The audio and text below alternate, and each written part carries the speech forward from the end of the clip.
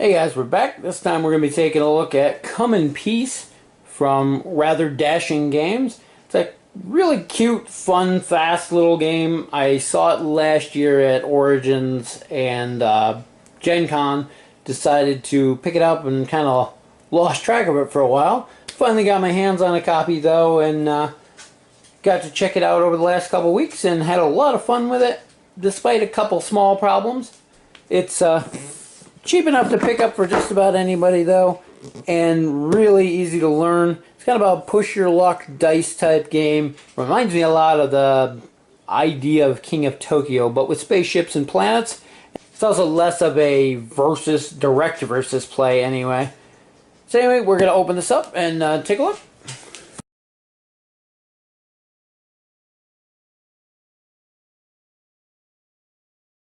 So once you get in here and you see the rule book, it gives you an idea of how light this game is going to be, because the entire rule book is 4 pages long, and half of those are pictures, which are good. I love examples of pictures. Very simple rules to learn.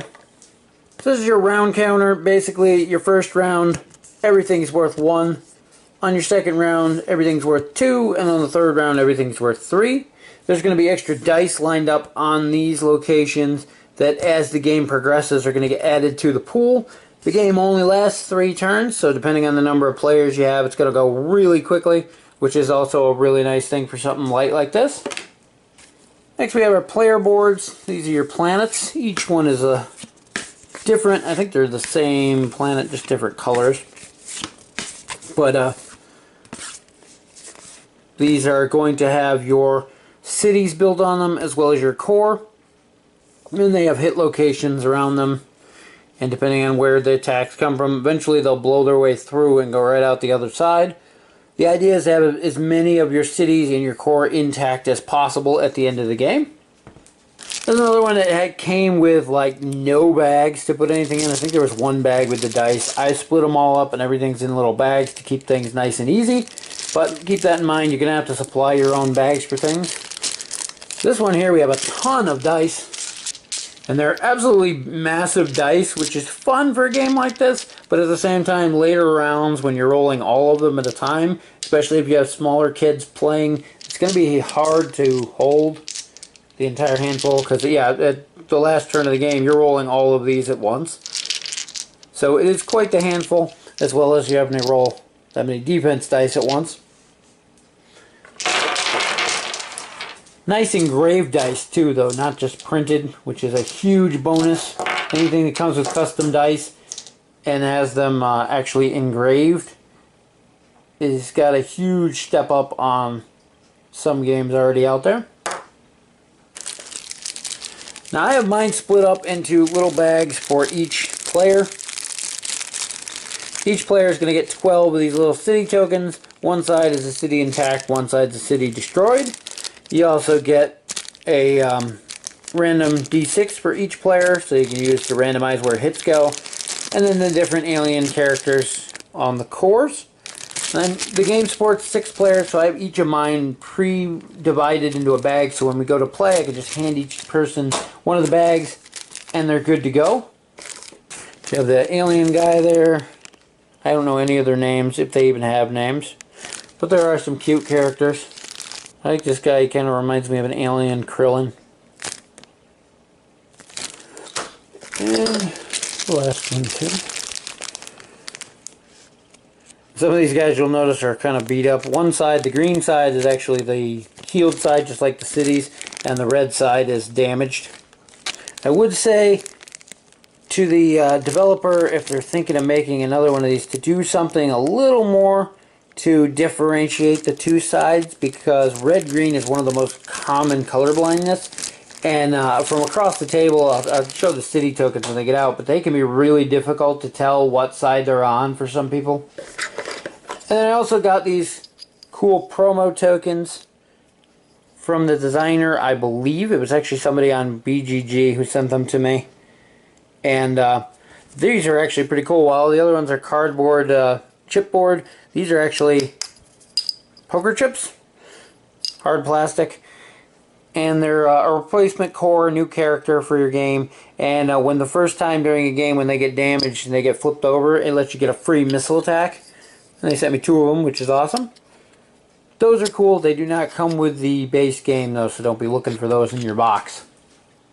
So here's the basic setup for a small 3-player game. Everybody has their planets. Normally you're going to spread apart more, but I shoved them all together so you can see. Everybody has their own die. Then you have your attack dice over here, defense dice here, and of course the round board.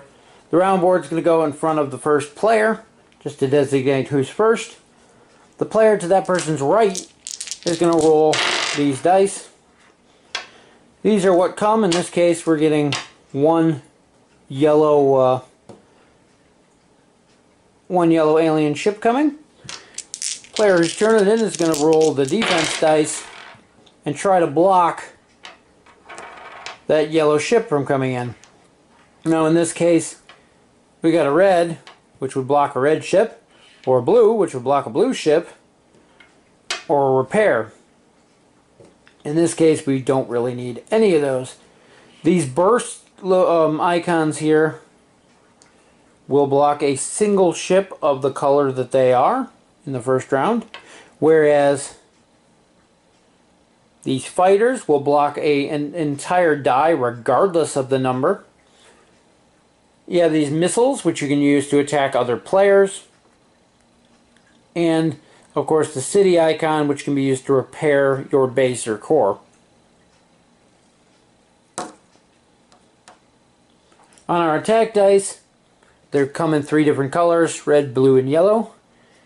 You have a 1, a 2, and a 3 on there, as well as a blank. But in this case, we're looking to block that 1 yellow. We didn't get anything we could use. You could save this, let the yellow hit you, and then repair it, which we may do. We're going to re-roll these. We did get our yellow, so that'll block it. We don't need to repair at this point. You get 3 re-rolls. Don't need that. Ideally, we're looking for missiles to attack the other players, which we didn't get. So in this case, this die is going to cancel that die. We take no damage. We have a repair here that we don't need because we haven't taken damage, and that's going to end our turn. So then you're going to pass the defense dice to the next player. You are in turn going to roll the attack dice. In this case, we got a 2 blue. And they're going to roll their defense against that. That's pretty much how simple the game plays. In this case, we got a pretty good roll. This fighter can block that entire die regardless of how many aliens are on there. We got a missile we can keep.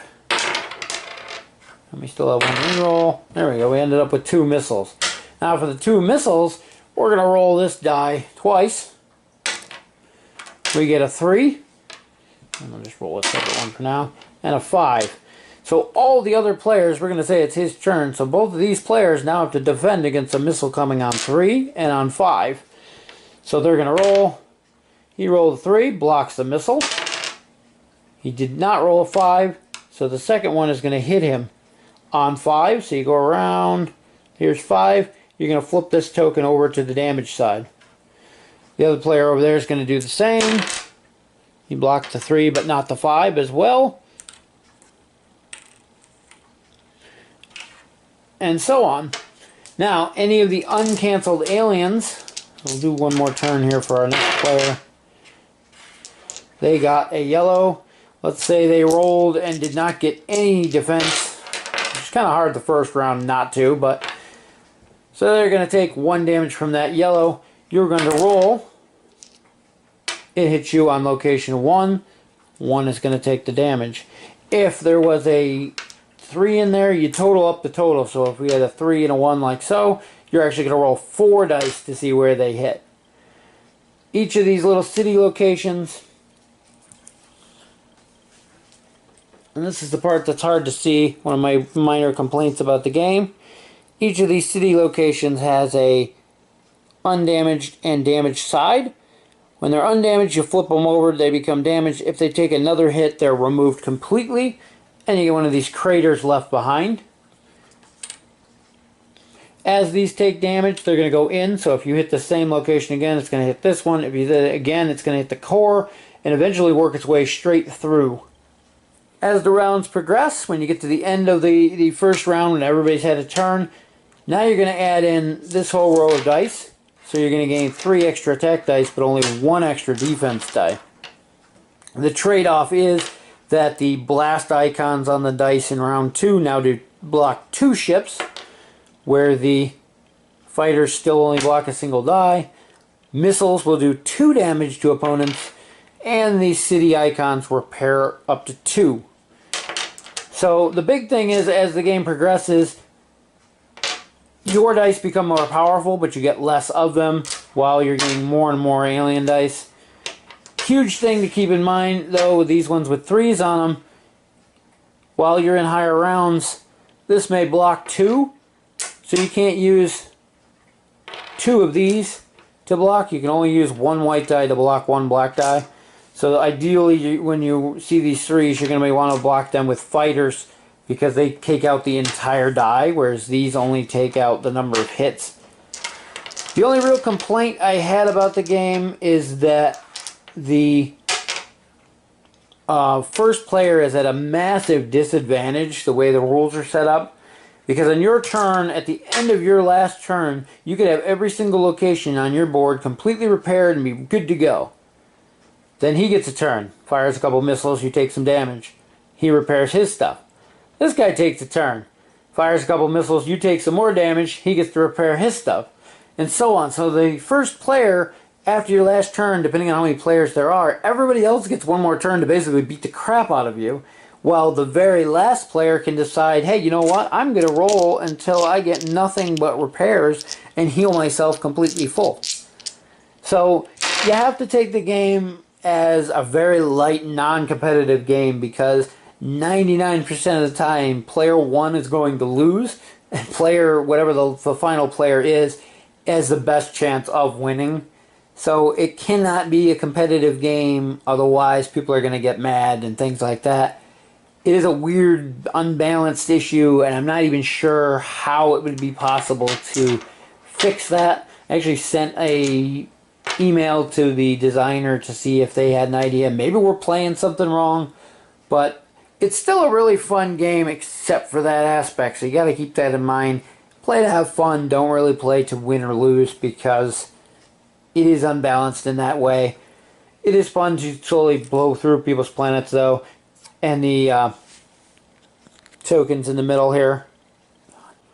But the characters do have these cool little expression changes between when they're good and when they're taking a few hits. A lot of them have band-aids on and their expression changes entirely.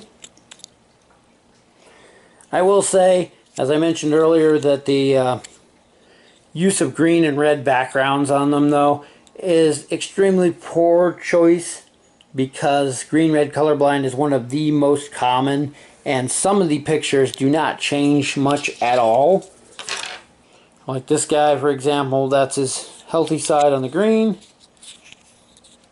That's his damage side on the red. There isn't a huge difference in the artwork, and from across the table it can be difficult to tell which side that's on if you have colorblind issues. The same thing goes for the city tokens.